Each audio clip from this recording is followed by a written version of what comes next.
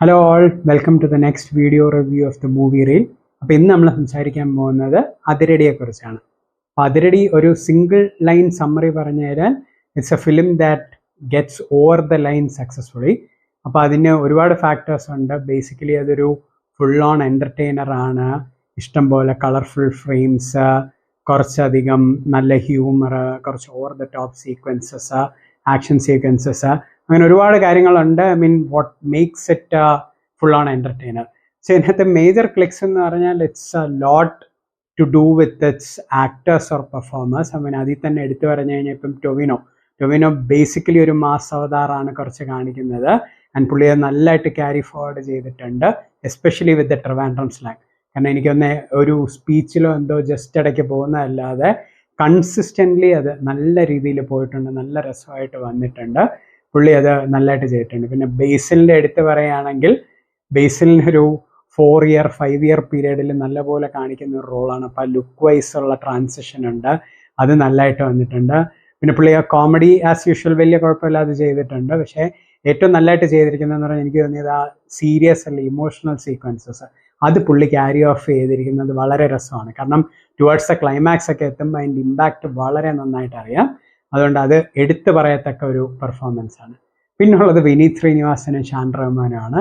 അവരെ മിക്ക സീനും വരെ കാണിക്കുന്നതും എനിക്കിപ്പോൾ തോന്നുന്ന ഒരു ചിരി പോലാണ് ആ സിനിമ കണ്ടുകൊണ്ടിരിക്കുമ്പോൾ വരുന്നത്.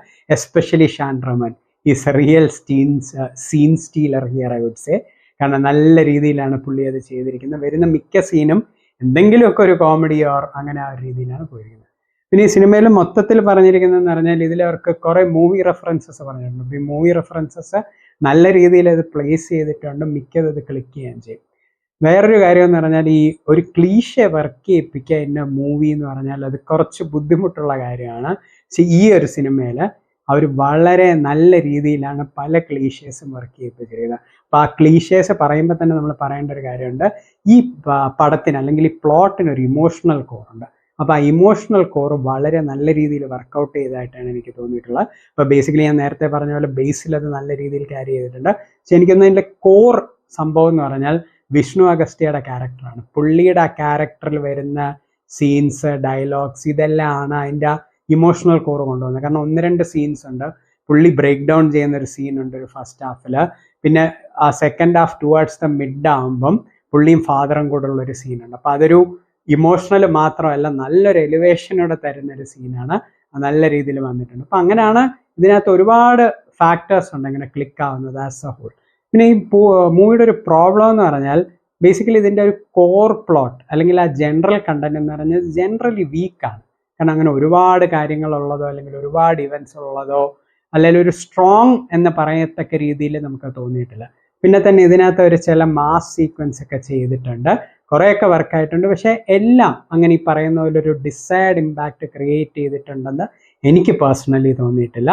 പിന്നെ വേറൊരു കാര്യം എന്ന് പറഞ്ഞാൽ ഇതിനകത്ത് എന്താ പറയുന്നത്, നമുക്ക് അങ്ങനെ ഒരു ഭയങ്കരമായിട്ട് എന്തെങ്കിലും ഒരു സ്പെഷ്യലായിട്ട് ഫീൽ ചെയ്യുന്നതോ അല്ലെങ്കിൽ ഒരു വാവ് ഫാക്ടർ തരുന്നത്, ഇപ്പം നമുക്ക് ഈ ജോണറിലുള്ള പല പടങ്ങളിലും അങ്ങനെ ഒരു വാവ് ഫാക്ടർ തരുന്ന പടങ്ങൾ നമ്മൾ കണ്ടിട്ടുണ്ട്. പക്ഷെ അങ്ങനെ ഒരു രീതി തോന്നുന്നില്ല. അപ്പോൾ ഈ ഒരു കാരണം this will have its set of critics. I mean ഇത് ഇഷ്ടപ്പെടാത്ത ഒരു സെക്ഷൻ ഓഫ് ആൾക്കാരെങ്കിലും അല്ലെങ്കിൽ അങ്ങനെ ഇതൊരു ഓവർ ഹൈപ്ഡ് ആണോ എന്ന് ഇനിഷ്യൽ റിവ്യൂസ് എന്നൊക്കെ കേട്ടിട്ട് തോന്നുന്ന ഒരു ചെറിയ സെറ്റ് ആൾക്കാരെങ്കിലും കാണും.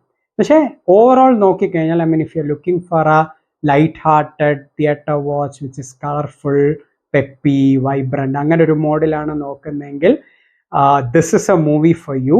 And a lot of credit to the director Arun Aniruddhan and his crew for making this grand, entertaining and thoroughly watchable. So till we are back with the next review, bye bye.